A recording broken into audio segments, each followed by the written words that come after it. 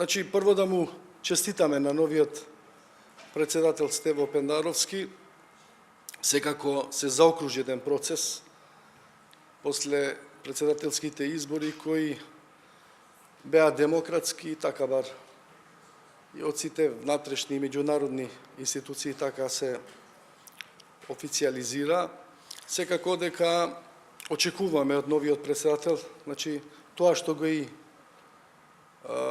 обети за време на председателските избори, тоа што го кажа денеска официјално во Собранието на Република Македонија, да го издржи, да биде конзистентен во сите негови настојувања